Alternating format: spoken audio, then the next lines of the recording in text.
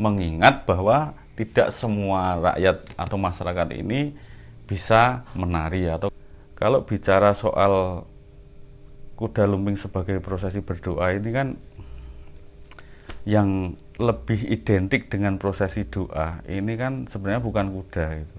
Ketika diciptakan pertama ini kan konon ada satu versi yang mengatakan jadilan atau kesenian kuda lumping ini kan lahirnya sudah sejak era Mojopahit.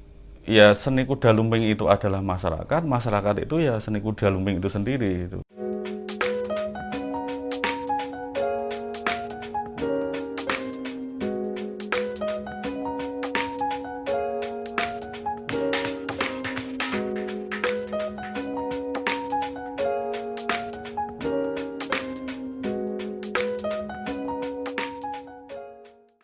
Wilujeng dalu, konco-konco Euforia Pusaka, ketemu lagi sama Euforia Pusaka malam ini dalam kondisi yang baik. Matur nuwun ini teman-teman, kita lihat responnya cukup baik dengan diskusi-diskusi kami, gitu ya. Banyak peristilahan yang itu sering kali diucapkan tetapi kita justru mungkin terlena, katakanlah seperti itu, sehingga kurang mendalami apa makna sebenarnya dari istilah yang dimaksud. Itu banyak gitu. Salah satunya istilah seni kerakyatan. Jadi malam ini kita masih akan berbicara tentang kesenian kuda lumping atau jaranan atau jadilan gitu ya. Kenapa kuda lumping ini kok disebut seni kerakyatan gitu. Jadi dulu sering kita ngobrol sama teman-teman gitu, karena ya mungkin sering saya katakan begini karena memang teman ini adalah salah satu sumber informasi. Kita sering secara non formal kan ngobrol, ketemu di manapun. Yang kelihatannya kita cuma guyon-guyon sama teman ini, ternyata kita nambah wawasan gitu. Jadi malam ini coba kita diskusikan kenapa kok kesenian kuda lumping ini disebut sebagai seni kerakyatan. Dulu sering teman-teman ini nanya ke saya, Kang, jenengan sudah lama berkecimpung di kesenian kuda lumping ini, itu disebut seni kerakyatan, itu kenapa kok disebut seni kerakyatan gitu. Nah, sering saya sampaikan beberapa aspek yang menguatkan kenapa seni kuda lumping ini disebut seni kerakyatan. Yang pertama tentang tarian.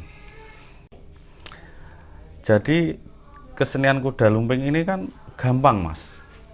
Jadi nanti suatu ketika jenengan sempatkan waktu nonton, misalnya kalau ada kesenian klasik kuda lumping di daerah Imogiri ini, jenengan akan lihat bahwa di situ itu secara tarian itu gampang gitu. Jadi mungkin dulu ketika menciptakan tarian jadilan klasik ini, nenek moyang kita ini sudah memperhitungkan gitu. Agar kesenian ini gampang dilestarikan, maka mari kita buat tariannya yang sederhana saja gitu. Sehingga rakyat yang isinya tidak seluruhnya penari ini bisa melakukannya gitu. Bisa menari di kesenian kuda lumping ini gitu. Mau dia pedagang, mau dia petani, mau dia kuli bangunan, mau dia pegawai negeri, katakanlah seperti itu, ya tetap bisa saja tanpa latihan yang intens, tanpa tingkat kesulitan ragam tari yang tinggi, semua bisa melakukan gitu. Sehingga ini bisa dilakukan oleh banyak orang gitu. Mengingat bahwa tidak semua rakyat atau masyarakat ini bisa menari atau mempunyai kemampuan menari yang baik gitu. Satu itu tentang tarian, jawaban saya. Yang kedua tentang bisa kita lihat dari peralatan atau atribut yang digunakan di kesenian kuda lumping. Jadi dulu waktu saya menari jadilan klasik itu saya pakai sulak. Sulak itu bahasa Indonesia apa, Mas? Kok ora ngerti? Kemoceng. Okay. Kemoceng ya, kemoceng. Mangkat pas pelajaran kemoceng. Ini sulak seperti ini. Kemoceng. Tapi dulu ada sapu tangannya, kacu. Sapu tangan ki kacu, Mas. Kacu ki setara karo mojah, karo gendul, karo setut, barang lho. Lawas lho kacu itu. Sapu tangan ben rodok menasional. Warnanya merah biasanya. Nah, seperti ini. Jadi bukan pedang karena rakyat itu pada awalnya dulu mungkin dianggap tidak punya logam atau senjata logam itu nggak punya kecuali untuk alat-alat pertanian kan gitu. Nah kalau sekarang sulaknya ya nggak kayak gini. Kalau sekarang mungkin komentarnya bisa lucu nih kalau menari dengan sulak seperti ini. So office boy apa masa mungkin seperti itu bisa juga seperti itu. Nah, sekarang biar lebih estetis banyak teman-teman yang menggunakan sulak dengan bentuk yang sudah dimodifikasi seperti ini, walaupun ini kok koyone ya koyo garan pancing. Tapi secara estetis, secara keindahan dia lebih oke lah, dipandang lebih bagus. Mungkin teman-teman kalau pernah lihat tarian Nirboyo atau tari edan-edanan itu, dia akan menggunakan piranti sebenarnya ya mirip sulak lah. Walaupun tidak seperti ini juga, ini kan versinya bisa jadi properti ya, alat tarinya seperti itu, dan dia menyimpulkan alat untuk membersihkan bala lah kata begitu. Ya, sama dengan perang gitu ya. Sama gitu. Tapi memerangi apa? Memerangi mara bahaya ya. Gitu. Orang, kemudian selain sulak ada juga bulu-bulu, Mas. Bulu-bulu itu ya kalau di apa namanya di keraton itu kan ada jenis-jenis tarian yang dia menggunakan mekuto atau mahkota, irah-irah, itu gemerlap kan. Kalau di jadilan klasik itu dia menggunakan apa namanya bulu-bulu itu terbuat dari bilah bambu atau pelat yang lebih tebal, kemudian dibentuk melengkung seperti ini dan ujungnya biasanya dikasih kawat melengkung seperti ini biar bisa mengaitkan dengan ikat lembaran yang dipasang gitu. Kemudian dia dililit dengan benang semacam benang wol berwarna-warni. Ada juga bola-bola benang wol yang dipasang di situ, itu namanya bulu-bulu.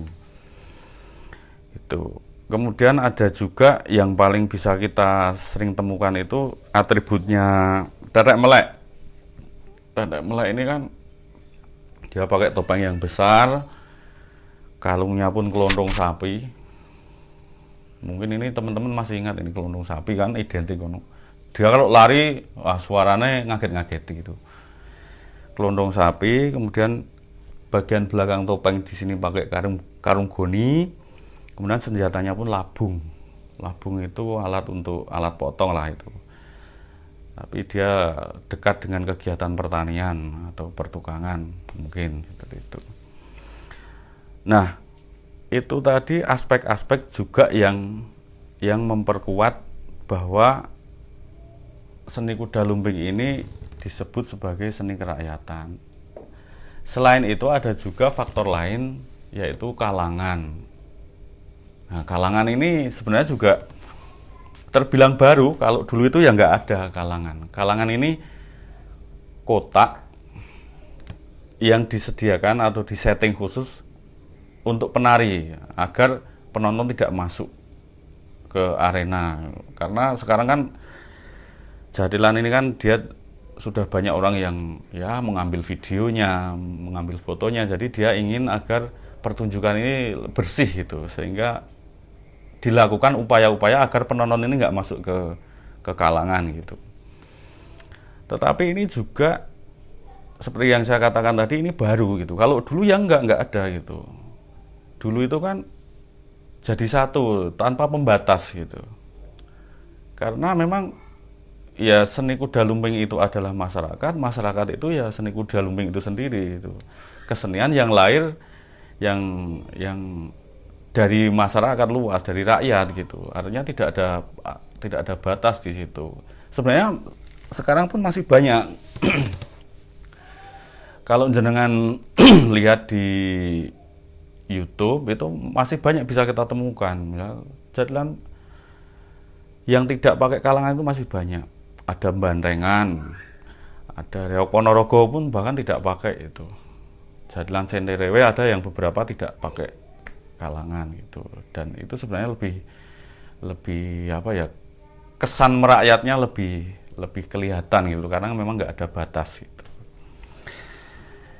Itu jadi setiap kali saya ditanya kenapa kuda lumping ini kok disebut seni kerakyatan, ya seperti itu terus jawaban saya seperti itu.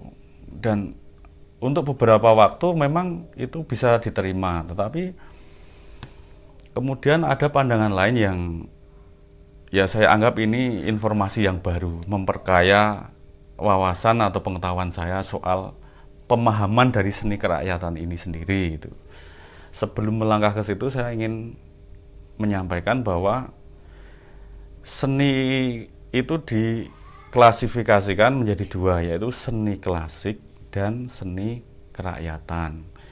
Seni klasik itu dianggap seni yang lahir dari keraton. Kalau di Jogja ini ya dari Keraton Yogyakarta atau Kadipaten Puro Pakualaman. Itu disebutnya seni klasik. Sifat dari seni klasik ini mapan. Mapan artinya tidak mengalami perubahan, baik dari penyajian, kostum, ragam gerak tari juga tidak mengalami perubahan. Salah satu contoh misalnya tari Klonorojo misalnya, atau Bedoyo apa. Itu kostumnya ya seperti itu, gerak ragam tarinya ya seperti itu dari waktu ke waktu. Artinya ketika orang mau melihat tari Klonorojo ya bentuknya seperti itu gitu. Tidak bisa ketika kita melihat tari Klonorojo kok wah tari Klonorojo kok begini-begini aja, enggak, geraknya kok rubah-rubah. Nah, karena memang sudah mapan seperti itu, dia membawa filosofinya sendiri kan gitu.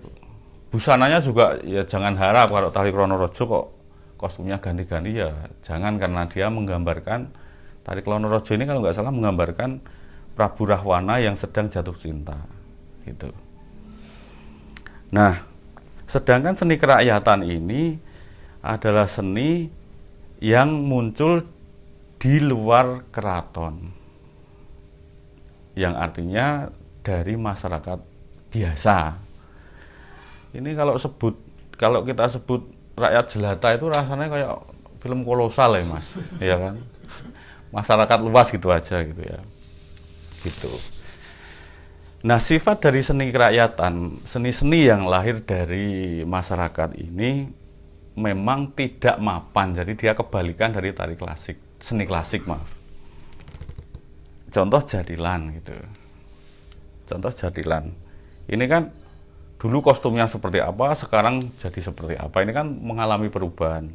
Tarian pun mengalami perubahan. Bahkan satu grup dengan grup yang lain tariannya beda-beda semua gitu. Itu artinya bahwa kesenian kuda lumping ini sebagai seni kerakyatan memang juga tidak mapan. Dia selalu mengalami perubahan gitu. Ada tuntutan-tuntutan masyarakat luas yang dijawab oleh seni kerakyatan ini gitu. Misalnya, wah saiki nonton jadilan ini nek kostumnya ngene iki yo kurang gebyar, kurang gayeng, kemudian direspon sehingga terjadi perubahan-perubahan gitu. Begitu. Nah, kemudian saya juga mendapat pencerahan baru tentang pemahaman tentang seni kerakyatan ini ternyata. Jadi dari beberapa teman itu menyampaikan ke saya bahwa disebut seni kerakyatan itu karena itu adalah menunjukkan sebuah proses dari yang bukan kerakyatan menjadi kerakyatan. Dari yang bukan miliknya rakyat kemudian dianggap seperti miliknya rakyat, atau versinya yang bukan milik rakyat menjadi versinya milik rakyat. Jadi di situ ada namanya oposisi biner itu. Ada atasan, ada bawahan, ada bangsawan, ada rakyat jelata. Kan? Ada orang-orang keraton, ada masyarakat luas gitu. Oposisi biner lah. Ada hitam, ada putih, ada malam, ada siang, dan seterusnya gitu. Nah, ketika diciptakan pertama ini kan konon ada satu versi yang mengatakan jadilan atau kesenian kuda lumping ini kan lahirnya sudah sejak era Mojopahit. Ada yang mengatakan begitu. Jika kita mengacu ke informasi itu, ke sumber itu, yang punya kuda ini kan bukan masyarakat luas. Jadi kan kalau bicara 4 kasta kan, kasta Brahmana, kasta Ksatria, kasta Waisya, kasta Sudra gitu. Yang punya kuda ini kan bukan kasta Sudra, tetapi kasta terutama adalah Ksatria, karena dia kuda ini kan alat perang gitu. Kalau itu kuda itu milik Ksatria, kenapa kemudian jadilan ini menggunakan atau Jarana ini menggunakan kuda? Kan bukan miliknya gitu. Lah kemudian kesimpulannya bahwa dari yang bukan punyanya rakyat jelata itu dipindah menjadi seolah-olah miliknya rakyat dengan sebuah proses namanya imitating apa ya, menirukan, ngembo-embo gitu. Jadi rakyat ingin menirukan kebiasaan kesatria atau bangsawan dengan menggunakan benda yang akrab di sekitar mereka. Maka dibuatlah kuda-kudaan berbahan iratan bambu ini. Itulah kenapa dia kemudian disebut sebagai seni kerakyatan. Gitu. Kemudian yang kedua masih soal kuda kepang nih. Kalau bicara soal kuda lumping sebagai prosesi berdoa ini kan yang lebih identik dengan prosesi doa ini kan sebenarnya bukan kuda itu, tapi lembu seperti di India lah. Tapi kenapa kok di situ dipakainya kuda? Ya muaranya ke situ lagi gitu. Itu. Kemudian untuk lebih memudahkan pemikiran soal seni kerakyatan ini, mari kita lihat kesenian lain. Ketoprak misalnya, kesenian ketoprak misalnya. Jadi kesenian ketoprak ini kan, jika boleh saya katakan satu grup ketoprak itu adalah representasi dari masyarakat luas atau rakyat jelata, ini kan berarti ada sekelompok masyarakat biasa yang ngembo-embo berperan layaknya para bangsawan gitu. Di sini kan menunjukkan sebuah hubungan atas dan bawah gitu. Rakyat bersikap seperti atau berakting layaknya para bangsawan. Di ketoprak itu kan ada raja, ada patih, itu kan miliknya para bangsawan, keraton lah. Ada proses transformasi sehingga itu dari atas ke bawah, sehingga sesuatu yang bukan miliknya rakyat menjadi dilakukan oleh rakyat. Inilah alasan kenapa ada istilah namanya seni kerakyatan. Nah, sekali lagi ini memang menjadi pemahaman baru gitu buat saya dan mudah-mudahan buat teman-teman semua gitu, bahwa istilah seni kerakyatan ini mungkin juga membawa pemahaman yang lebih luas dari apa yang bisa saya jelaskan malam ini. Nah, jadi memang Euforia Pusaka ini kan sekali lagi ini kan ruang untuk kita diskusi soal itu, kita gali itu sebagai laboratorium gitu. Ini kelinci percobaan ini.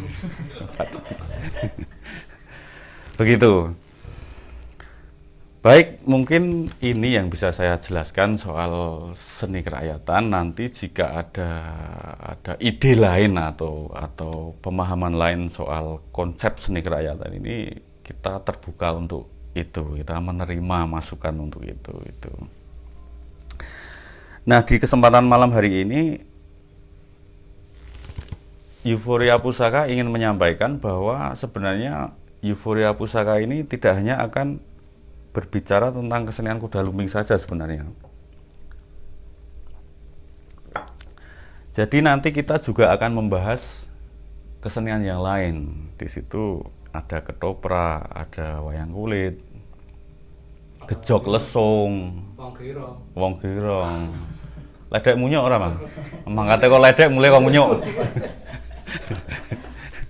Gitu. Jadi bahwa untuk beberapa perjumpaan di awal kita membahas tentang jadilan ini kan ya mungkin tidak lepas dari saya yang memang backgroundnya memang di kesenian kuda lumping, tetapi tidak menutup kemungkinan kita akan berbicara hal yang lain gitu. Begitu untuk pertemuan selanjutnya mungkin kita akan undang sahabat yang lama bergelut di bidang kesenian ketoprak, seni peran gitu. Kita akan mencoba memahami, kita akan mencoba mengulik, kita diskusikan dinamikanya berketoprak itu seperti apa. Saya pikir juga seperti kesenian-kesenian yang lain, mereka pasti juga mengalami banyak tantangan gitu.